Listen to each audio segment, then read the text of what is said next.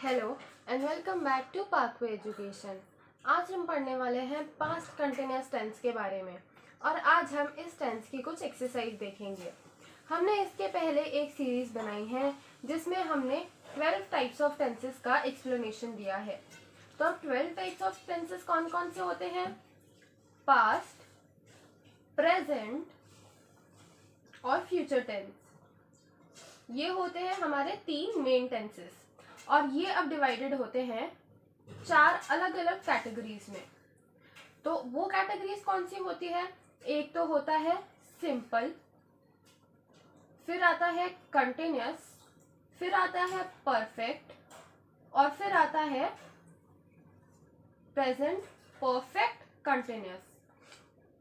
तो अब क्या होता है? पास्ट सिंपल होता है, पास्ट कंटिन्यूअस होता है, पास्ट परफेक्ट होता है और पास्ट परफेक्ट कंटिन्यूअस भी होता है।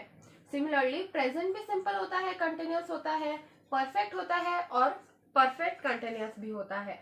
और वैसे ही फ्यूचर के भी यही 4 टाइप्स होते हैं। तो ये टोटल ये सब टेंसेस को मिला के हमारे पास आते हैं 12 टाइप्स ऑफ टेंसेस। उनमें से पास्ट कंटिन्यूअस टेंस एक टेंस है जिसकी हम एक्सरसाइजेस आज देखने वाले हैं।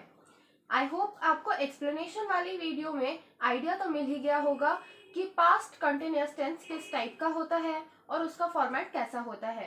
अब हम इसका एप्लीकेशन देखते हैं थ्रू एक्सरसाइज। तो यहाँ पे सबसे पहला जो स्टेटमेंट है वो दिया हुआ है कि my brother and sister dash playing tennis at 11 AM yesterday।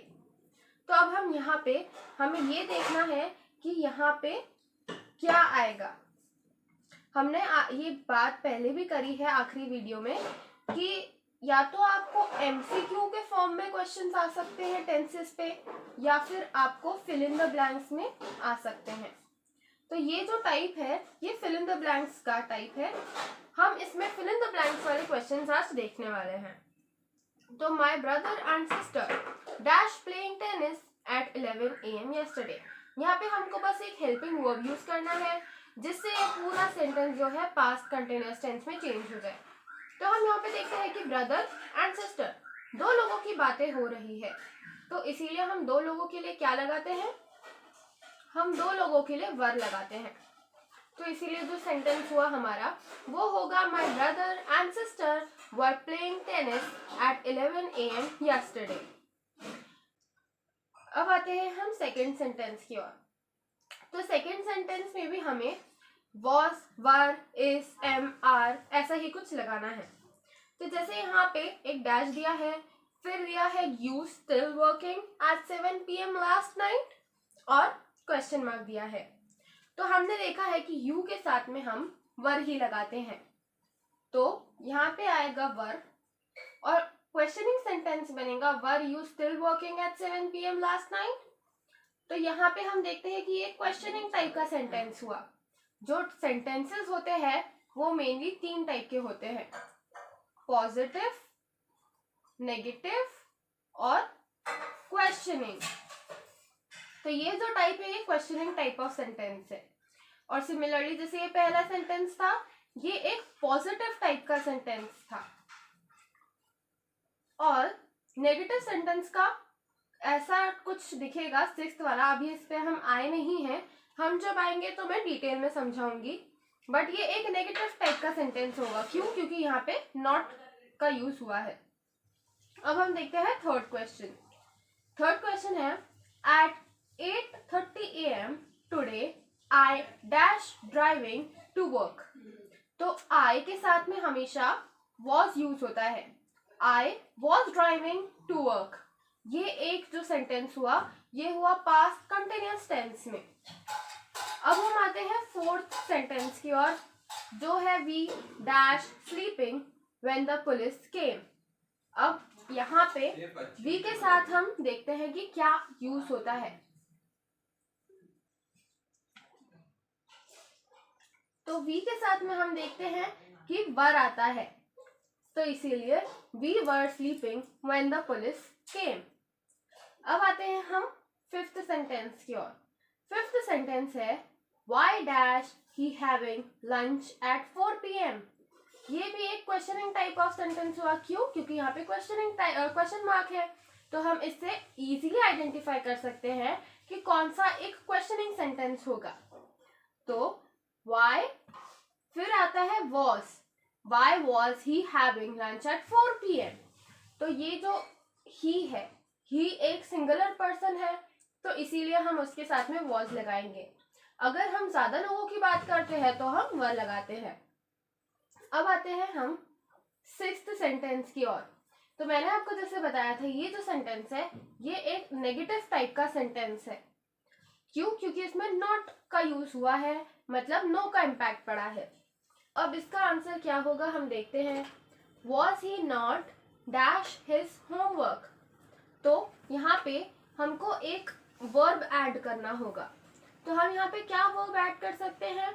हम यहाँ पे डू यूज कर सकते हैं, और डू के साथ में हम ing लगा सकते हैं। क्यों? क्योंकि ये कंटिन्यूअस टेंस है।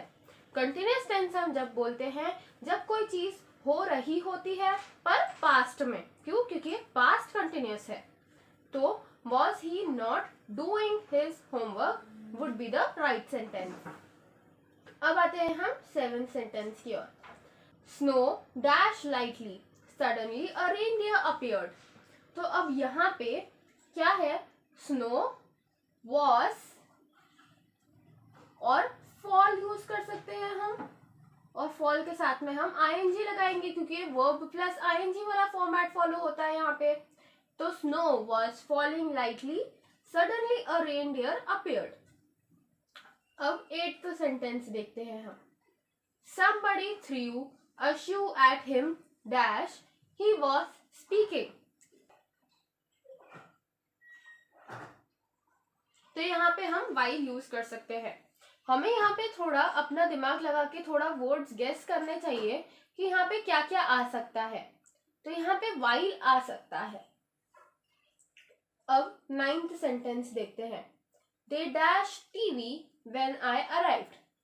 They were, क्यों? क्योंकि ये ज्यादा लोग हैं, they मतलब ज्यादा लोगों के लिए यूज होता है, तो they were, और फिर watch का हो जाएगा watching। They were watching TV when I arrived। अब आते हैं हम नेक्स्ट और लास्ट सेंटेंस की ओर। I was reading a detective story dash I heard a noise। तो अब यहाँ पे क्या है कि I was reading a detective story। तो यहाँ पे आ सकता है when I heard a noise। तो हमें जैसे ये while है, when है, ये सारे वर्ड्स भी कभी कभी यूज करने पड़ जाते हैं जब हमें एक फिल इन द ब्लैंक की एक्सरसाइज मिलती है। तो आई होप आपको ये सारा कुछ समझ में आया होगा। अगर आपको कोई डाउट हो तो मुझसे कमेंट सेक्शन में ज़रूर पूछ लेना। और अगर ये वीडियो आपको पसंद आई हो तो हमारे चैनल को लाइक करना, सब्सक्राइब करना और शेयर भी करना।